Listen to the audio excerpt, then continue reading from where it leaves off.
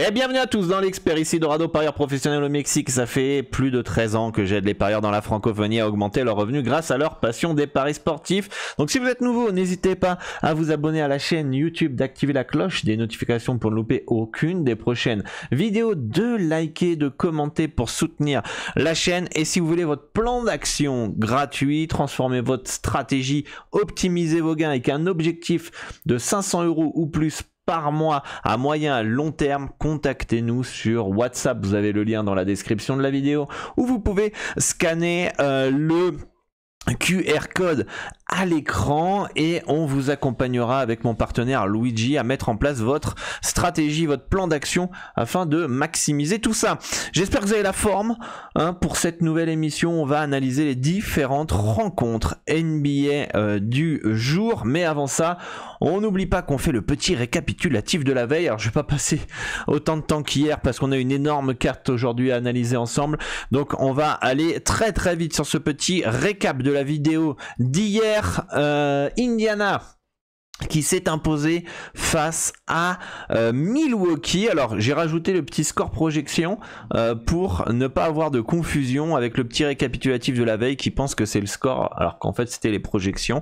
Indiana à plus 5,5 à 1,909 qu'on avait conseillé, qui est passé, et ça fait plaisir. J'espère que vous avez suivi, n'hésitez pas à le dire dans les commentaires. Et le deuxième match, et du coup on aura une finale Indiana-Los Angeles, c'est les Lakers qui sont imposés très facilement face à cette équipe des Pels. On avait conseillé Pélican -2 à 2,29, mais très petite confiance puisqu'il n'y avait qu'une étoile. Et ensuite en niveau performance joueur, Austin Reeves over 1,5, panier à 3 points à 1,862 qui passe, Rui Hachimura over 8,5 points aussi, et Austin Reeves over 3,5 passes à 1,584 qui est aussi passé. Donc dites-moi en commentaire ce que vous aviez joué j'espère que vous avez pu profiter des différents conseils que je vous ai partagés. On va pouvoir partir sur les matchs du jour. On a une énorme carte. Mais avant ça, on n'oublie pas que pour maximiser vos gains, vous devez parier sur les meilleures cotes. Qui dit cote plus haute, donc cote à 1,95 au lieu de cote à 1,70, vous gagnez plus d'argent. Je vous invite à ouvrir un compte sur PS3838, c'est le bookmaker des parieurs professionnels parce que c'est aussi celui qui ne limite pas les parieurs qui gagnent de l'argent. Je vous mets dans la description le lien du formulaire d'un des brokers, Asian Connect, un des brokers les plus fiables au monde avec des retraits sécurisés et fiables. Vous avez juste à remplir ce formulaire et ensuite sur WhatsApp, l'équipe d'Asian Connect va vous contacter. Je vous ai même aussi préparé un petit tuto pour vous accompagner pas à pas vidéo. Donc à vous de voir si vous préférez être accompagné par Asian Connect sur WhatsApp ou alors via mon tuto vidéo, mais n'hésitez pas aussi à nous contacter sur WhatsApp en cas de souci. Vous avez encore une fois le QR code en bas. Donc très important de parier sur les cotes qui sont les plus hautes sur le marché mondial. Moi, PS3838 Pinacle, c'est le book que j'utilise tous les jours. C'est 90% de mes pronostics qui sont joués là-bas. Donc si vous voulez faire comme moi, ouvrez votre compte sur PS3838. Petit disclaimer avant de commencer. Parier comporte des risques. Jouez tout en simple. Arrêtez vos combinés de mes couilles, les amis. Arrêtez vos combinés de merde. Vous avez beaucoup plus d'argent à gagner en faisant du simple. À long terme, je vous mets sur le petit i une petite vidéo qui montre que vous avez du potentiel mais que vous exploitez mal. Je vous invite à aller la voir. Misez toujours de l'argent que vous êtes prêt à perdre, ça c'est très important. Misez pas de l'argent de votre loyer, de vos courses, etc. Respectez la loi en vigueur dans votre pays et n'oubliez pas que ce ne sont pas mes pronostics mais des avis, des opinions pour que vous puissiez faire vos propres pronostics, concorder un peu vos analyses, etc. Parce que si vous voulez mes pronostics perso, je vous invite à rejoindre le club privé VIP Premium. N'hésitez pas à nous contacter sur WhatsApp encore une fois si vous êtes intéressé. J'ai aussi troisième point, quatrième point, cinquième point, je sais plus. Pas toutes les informations au moment où je tourne la vidéo. J'ai pas les compositions, il y a pas mal de joueurs incertains, donc c'est aussi une info à prendre en compte. Allez, on va partir sur le premier match avec les Hornets qui reçoivent les Raptors. Les projections dans une victoire 115-113 en faveur des Hornets. On a quelques joueurs quand même incertains ce soir du côté de Charlotte. On a Williams qui est Game Time Decision, la Melo Ball qui est forfait, mais on a toujours du Terry Rozier, du Brandon Miller, du Gordon Hayward, Miles Bridges, etc. Et encore quand même des joueurs intéressants du côté des Hornets. Pour moi, dans un bon soir, ils peuvent clairement gagner face à ces équipes de Toronto avec le plus 5,5 qui pourrait être intéressant. Le over 222,5 est aussi intéressant quand on connaît le style de jeu de Charlotte qui court et parfois Toronto, franchement, je sais pas trop comment lire cette équipe parce que c'est une équipe défensive, offensive. Il y a des soirs ça score rien du tout et ça défend, il y a des soirs ça score beaucoup comme si c'était une équipe offensive, donc peu importe, tout dépendra en fait de si Charlotte impose son tempo et que Toronto, est-ce qu'ils vont le suivre ou pas, et dans ce cas là on pourrait avoir un over. On a Scotty Barnes, over 19,5 points qui pourrait être intéressant à 943, il tourne à 19-20 points en moyenne par match. Par contre c'est une très petite confiance parce que chez Toronto franchement je sais jamais qui va performer en fait. Un coup ça peut être OG Anunoby, puis le match d'après OG Anunoby il est nul à chier, c'est Siakam. Quand c'est Siakam qui est nul, c'est Scotty Barnes, etc. Il y a Schroeder. Donc du coup bon, face à une équipe de Charlotte qui a du mal à défendre, du coup il y aura peut-être un joueur qui va performer. Why not Scotty Barnes, puisque tous les autres ils avaient un cut un peu plus haut que leur moyenne, donc du coup c'est le seul qui était autour de sa moyenne. Et donc du coup j'ai préféré sélectionner Scotty Barnes, mais du côté des Raptors j'ai toujours du mal à savoir qui peut perf, donc méfiance par rapport à ça. Match suivant, c'est le Magic qui reçoit les Pistons, et oui on repart sur du Franz Wagner over 1,5, panier à 3 points à 862. Comme je vous l'ai dit, il a les positions de tir, il a les tirs, et en plus du côté d'Orlando on a l'absence de Carter, on a l'absence de Fultz, de Harris, de Isaac et de Suggs, et il aura forcément plus de tirs encore ce soir. D'ailleurs il tourne à 17 points de moyenne, son cut il est à 23,5, 24,5, donc les books s'attendent à ce qu'il a beaucoup plus de tirs, donc forcément il aura plus de positions de tir à 3 points. À lui de les mettre, bordel. J'ai baissé un peu la confiance évidemment avec 2 étoiles, mais en tout cas c'est le seul truc qui me semblait intéressant à potentiellement jouer sur cette rencontre qui va être un peu pourrie, mais voilà. Match suivant, c'est les Sixers qui reçoivent les Hawks, 127-119 pour Philly, logiquement favori à domicile face à cette équipe d'Atlanta. Atlanta qui défend pas, qui joue, qui court, voilà, over 240,5 points à 869, why not. On sait que les Sixers ont aussi un potentiel offensif intéressant. D'Anthony Melton, over 12,5 points, on l'avait lors du dernier match, il est passé assez facilement. J'ai à peu près la même analyse, à savoir que Kelly Oubre est toujours pas là, plus d'opportunités de tir pour Melton, notamment face à une équipe en face qui défend pas, qui laisse des brèches, qui me permet d'avoir plus de rythme, et donc du coup d'Anthony Melton pourrait être intéressant ce soir aussi en performance joueur.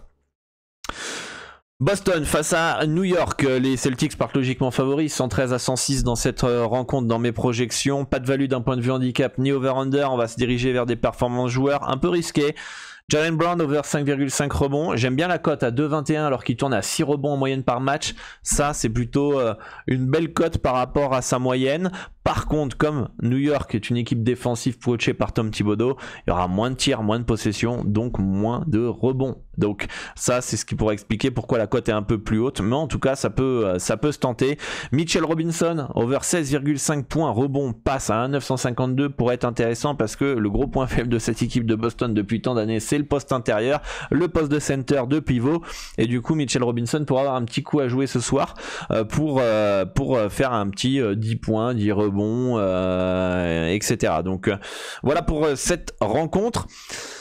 Brooklyn face à Washington, les Nets qui partent logiquement favoris face à cette équipe des clowns de Washington qui sont quand même assez irréguliers. Pour moi, le jeu est catastrophique quand on les regarde, mais dans les stats, ils sont pas si mauvais que ça. Du moins pas aussi mauvais, mais pas de value d'un point de vue over-under ni handicap. On pourrait tenter un petit Spencer Dinwiddie over 16,5 points. Alors là, c'est risqué quand même parce que les joueurs sont revenus absents. Je crois qu'il y a juste Ben Simmons qui est pas là, et encore, je suis même pas sûr. Ben Simmons c'est pas là, mais on a a Johnson qui est revenu, Claxton qui était absent aussi quelques matchs. Et du coup, il aura forcément moins de tirs. Mais c'est un peu comme... comment il s'appelle quel joueur j'ai dit tout à l'heure on savait jamais vraiment avec qui ça va performer, etc. Dinwiddie, c'est aussi le seul où il pourrait profiter de la défense de merde de Washington et que son cut soit autour de sa moyenne, d'accord, il est pas vraiment au-dessus, et du coup dans un bon soir où il profite des brèches, etc., il est un peu adroit, je pense qu'il est capable de scorer une vingtaine de points ce soir face à cette équipe qui ne défend pas de Washington. Ça reste assez risqué, mais en tout cas c'est le seul truc qui me semblait intéressant à première vue du côté des performances joueurs dans cette rencontre. Memphis qui reçoit Minnesota, les Wolves qui partent logiquement favoris 109-105 dans les projections, et on va repartir sur Desmond Bane over 24,5 points à 826 qui pourrait être intéressant parce que y a pas mal d'absence du côté de Memphis avec Laravia, Clark, Kennard, Ja Morant, Marcus Smart. Voilà, beaucoup de joueurs absents du côté de Memphis, donc il aura encore les clés du camion. Voilà, à lui de scorer, il a mis 49 points lors du dernier match face aux Pistons. Je ne pense pas qu'il va remettre 49 points, mais en tout cas, sa moyenne elle est autour de 24 points. Il aura plus de tirs que d'habitude et je pense qu'il devrait scorer. La seule inquiétude que je peux avoir, c'est que forcément il sort d'une énorme perf, et souvent après une énorme perf, t'es pas forcément toujours à enchaîner, ça dépend. Et de deux, Minnesota cette année c'est une forte défense, donc avec Rudy Gobert dans la raquette, Anthony Edwards qui a progressé dans ce secteur, etc. Du coup, je pense que ça peut être un poil plus difficile, mais ça me semble le seul truc intéressant dans ce match-là. Les Cavs face au Heat de Miami. Mes projections donnent une victoire de Miami 111-108, où je me suis planté dans le score. Je vais vérifier mon fichier. Non, 111-108. Je suis assez surpris quand même.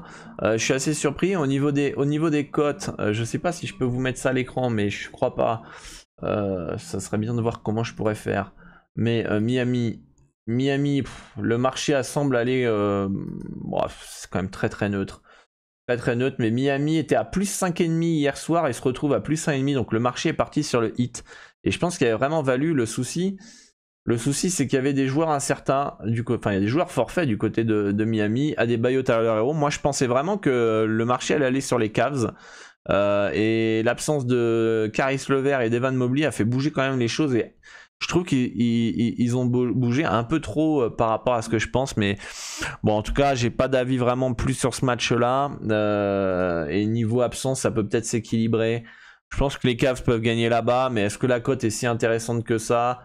Je suis pas plus fan que ça face à une équipe de Miami qui est, même avec des absences, capable de battre n'importe qui. Les Warriors qui se déplacent chez le Thunder 120-114 niveau projection d'un point de vue OKC.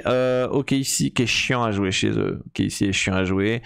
Si je me trompe pas, l'année dernière, plusieurs fois les Warriors ont galéré là-bas. Pour moi, ça me paraît tout à fait logique que le Thunder soit favori à domicile cette équipe de Golden State. Alors évidemment, ça fait toujours peur de jouer contre Curry, contre Klay Thompson, etc. Ils peuvent prendre feu à n'importe comment, n'importe quand et battre n'importe qui. Et du coup ça reste assez risqué de jouer le Thunder -3 à 1,98, mais pour moi aujourd'hui le Thunder chez eux sont casse-couilles, ils sont jeunes, ils trempent dans l'art, etc. et j'ai le sentiment que les Warriors peuvent se faire taper là-bas. Je serais pas surpris de voir un Curry un peu trop seul, et finalement il y a 20 points d'avance pour OKC, où personne n'arrive à stopper chez Julius Alexander, et on tombe dans un bon soir du Thunder, et etc. Pour moi le seul espoir en fait c'est que les Warriors soient tous bons en fait, parce que, ou qu'un Curry soit monumental à 50 points et que le Thunder soit moyen quoi, parce que les soirs où ils sont costauds, le Thunder à domicile c'est chiant quoi, c'est hyper chiant. Alors les Warriors ils en ont vu des vertes et des pas mûres, mais en tout cas pour moi le Thunder à -3 1,98 pourrait être intéressant, mais voilà, attention tout de même, ça reste que les Warriors en face. Les Spurs face aux Bulls, les Spurs qui partent outsider chez eux, 113 à 115. Les bookmakers mettent un handicap de -2. De -2 et demi, donc ils sont plutôt en accord avec moi. Le over 224 points à 909 pourrait être intéressant parce que San Antonio finalement ça court, ça joue, et par contre le seul point négatif de ce over c'est un peu le tempo de jeu de Chicago. En plus Lavine n'est pas là, donc très irrégulier aussi Chicago, hein. Pour moi c'est pas une équipe défensive, c'est une équipe qui est pas très très forte en défense, par contre c'est une équipe qui est assez régulière en attaque, donc les soirs où ils sont chauds, je pense que le over 224 il va passer.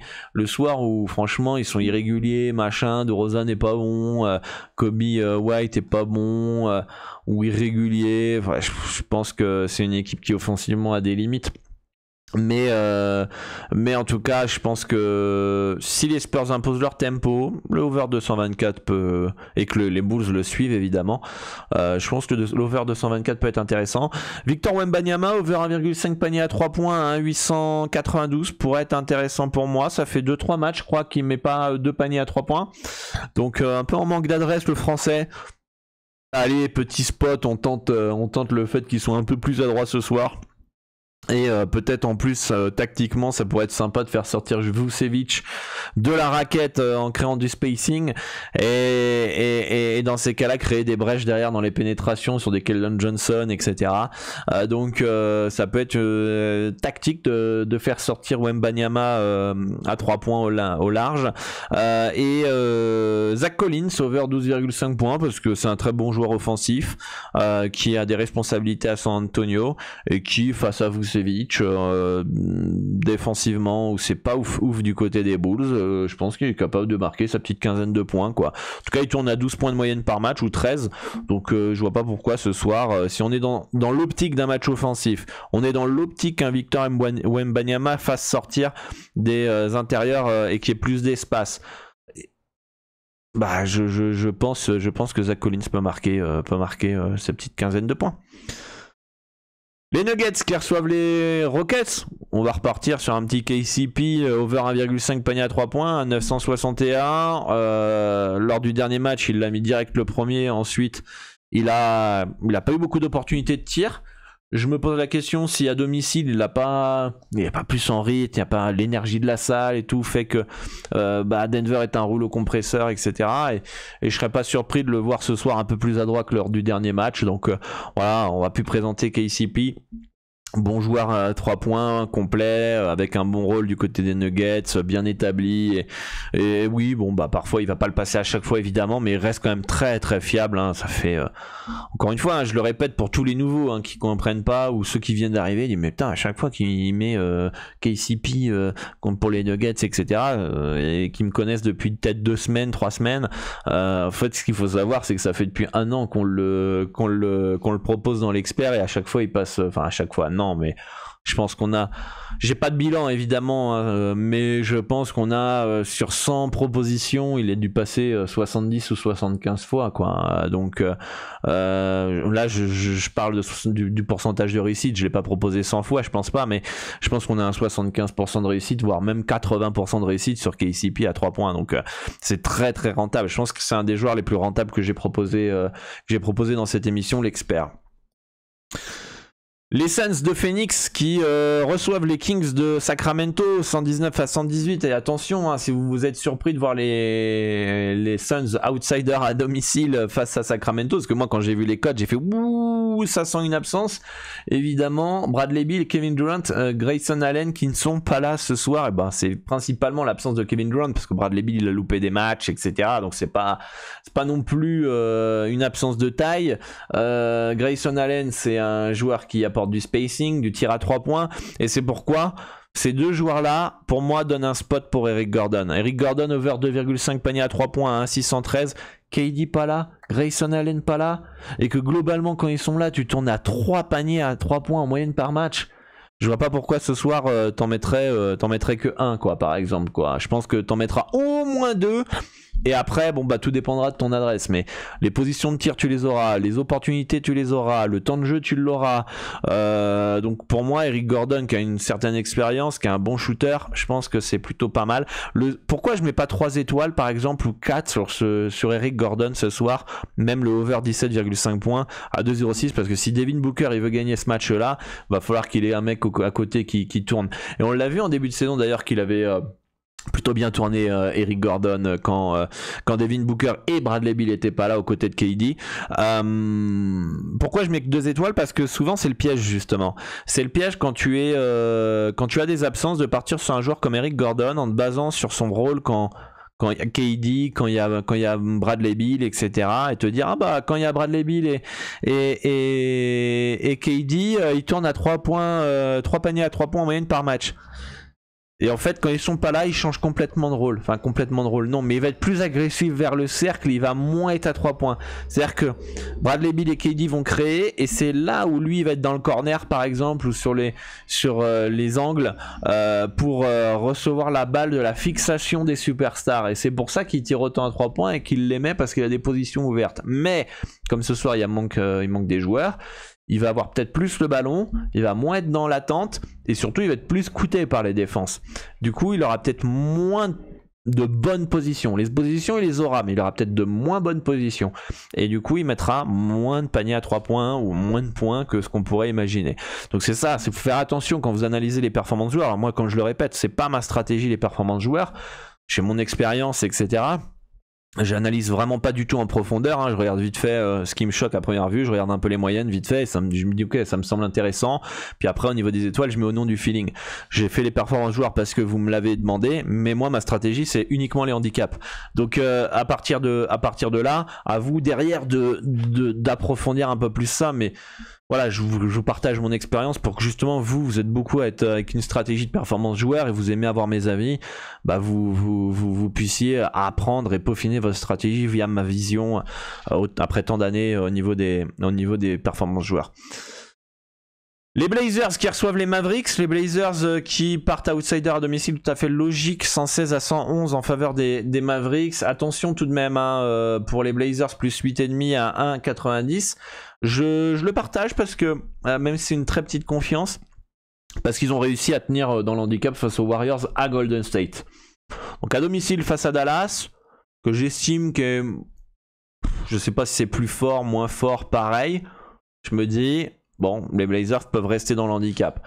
Après, c'est risqué parce qu'on a DeAndre Ayton qui est très incertain, Jeremy Grant qui est forfait, et on a Malcolm Brogdon qui est incertain. Donc attention, attendez bien les informations avant de partir potentiellement sur ça. Et par contre, je pense que justement, on va peut-être avoir moins de points dans cette rencontre que les books peuvent espérer. Pas par Dallas. Alors, oui, par Dallas, parce qu'ils sortent d'un match à 145 points, 149 points, monstrueux. Donc je pense pas qu'ils vont avoir autant de réussite offensivement. Donc on peut s'attendre à ce que ça baisse un peu. Et du côté de Portland, c'est une équipe qui déjà offensivement est pas folle. En plus, il manque des joueurs. Donc je pense que Portland, en plus, a un tempo de jeu, je trouve, un peu lent. Qui empêche les adversaires un peu de jouer un tempo rapide. Donc je pense que Portland pourrait limiter l'impact offensif potentiel de Dallas. Dallas avoir moins de pourcentage de réussite que lors du dernier match, et en plus les Blazers n'est pas un potentiel offensif incroyable. Donc c'est pour ça que je préfère le moins de 232 points à 869 dans ce match là. Et enfin le dernier match, c'est, si je crois bien, oui c'est bien le dernier match, le Jazz qui reçoit les Clippers. Alors faut savoir que le Jazz a gagné à domicile en début de saison face à cette équipe des Clippers. Ce soir on a des joueurs qui sont forfaits. Markkanen, le All-Star de cette équipe de Utah, donc c'est une absence de taille. Jordan Clarkson est incertain.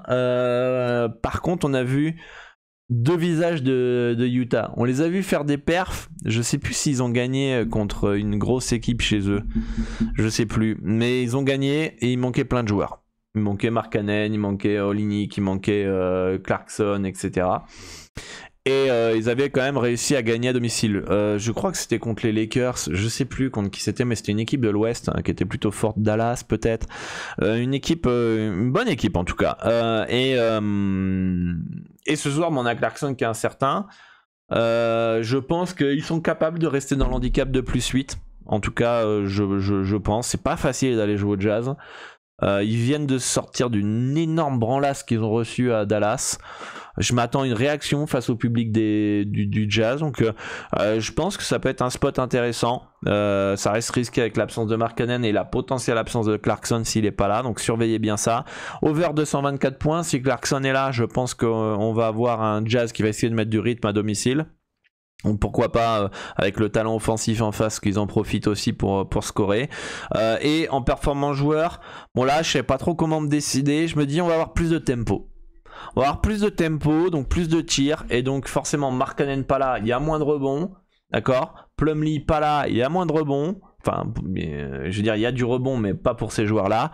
Je me suis dit, Kawhi Leonard over 5,5 rebonds et Paul George over 5,5 rebonds. Quand les mecs ils tournent à 6 rebonds de moyenne par match, je me dis dans un match un peu plus offensif avec des joueurs qui sont bons au rebond qui sont pas là, bah ça peut être un bon spot. Je pense pas que les deux vont me prendre 6 rebonds. Potentiellement oui, mais très difficile de savoir qui va prendre plus de rebonds que l'autre.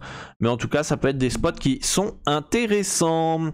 Voilà les amis pour ces analyses du jour en NBA. N'oubliez pas de nous contacter sur WhatsApp pour avoir votre plan d'action totalement gratuit et transformer votre stratégie pour optimiser vos gains. Objectif 500 € ou plus par mois à moyen long terme. Voilà, on va vous mettre votre plan d'action. Il faudra bosser les amis, c'est pas on contacte Dorado, on a un plan d'action magique et puis on fait rien. Non, vous allez devoir bosser, vous allez devoir rendre des comptes, d'accord, et dire ok les gars, Luigi, Dorado, j'ai mis ça en place, ça en place, ça en place. Nous, on va essayer de surveiller ça, essayer de prendre de vos nouvelles de temps en temps, parce que je vais vous mettre dans une liste exclusive WhatsApp, et derrière, je vous enverrai des petits messages. Je vais dire, bon alors, t'en es où dans ton plan d'action, etc. Regardez bien aussi les stories que je peux poster sur WhatsApp.